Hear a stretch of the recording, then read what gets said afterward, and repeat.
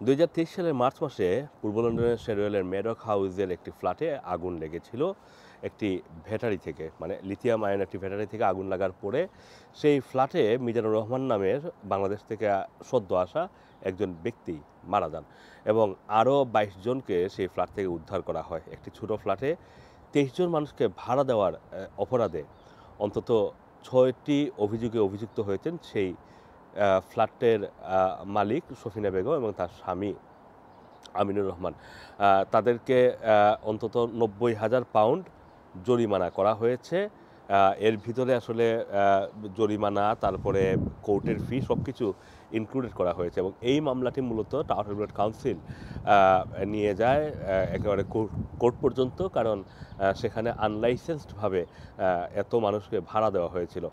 যদিও আগুন লাগার ঘটনার পরপর এই ল্যান্ডলর্ডের স্বামী আমিনুর রহমান, যিনি এই ফ্ল্যাটটি ম্যানেজ করতেন, তিনি বলছিলেন যে সেখানে তিনি মাত্র ২ জন মানুষকে ভাড়া দিয়েছিলেন এবং সেখানে যদি অন্য মানুষ থেকে থাকে তাহলে তিনি সেই সম্পর্কে তার তেমন কোনো ধারণা নেই। কিন্তু এই বাসায় যারা বসবাস করছিলেন, যাদেরকে উদ্ধার করা হয় ভিকটিম হিসাবে, তাদের মধ্য থেকে অনেকেই বলছিলেন যে তারা সরাসরি এই আমিনুর রহমানের কাছেই রেন্ট পে করতেন।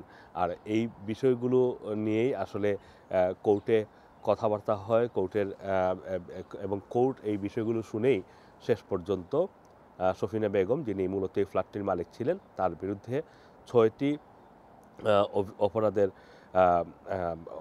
অভিযোগ আনা হয়েছে। আর তার স্বামী আমিনুর রহমানের বিরুদ্ধে ৩টি অভিযোগের একটি করে কাউন্ট আনা হয়েছে। এখানে এই বাসাতে গ্যাস সার্টিফিকেটও ছিল না, এটিও একটি অভিযোগ হিসেবে গণ্য করা হয়েছে। অতিরিক্ত মানুষ ভাড়া দেওয়ার বিষয়টি অভিযোগ হিসেবে গণ্য করা হয়েছে। সুতরাং অনেকগুলো বিষয় এখানে জড়িত ছিল। এই ঘটনার মানে আগুন লাগার পরপরই সেই বাসার ভিতরে থাকা মিজানুর রহমান, যিনি ২ সপ্তাহ আগেই বাংলাদেশ থেকে এসেছিলেন বলে আমরা জানতে পারি এবং তার ২টি সন্তান রয়েছে বাংলাদেশে, তিনি লোকালি বা স্থানীয়ভাবে কোনো একটা জায়গায় কাজ শুরু করেছিলেন। দুর্ভাগ্যজনকভাবে সেখানে দম বন্ধ হয়ে যে অতিরিক্ত যে স্মোক তৈরি হয়, সেই স্মোকের কারণে, তার স্মোকটি ইনহেল করার কারণে তিনি হাসপাতালে নেওয়ার পর তিনি মারা যান।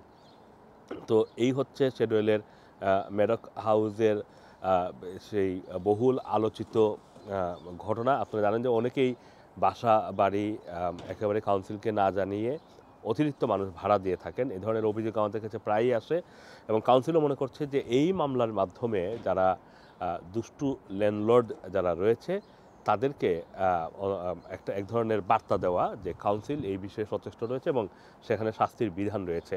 আরেকটা বিষয় হচ্ছে যে মেডক হাউসের যে ফ্ল্যাটটি সফিনা বেগম ওন করতেন, সেটি ইতিমধ্যেই ব্যাংক নিয়ে নিয়েছে সেই ঘটনার পরপরই, মানে এটি হয়তো মর্গেজে ছিল এবং সেটি ব্যাংক নিয়ে নিয়েছে বলেও বিবিসির সংবাদে উল্লেখ করা হয়েছে। Assam Masum, Rana TV, London.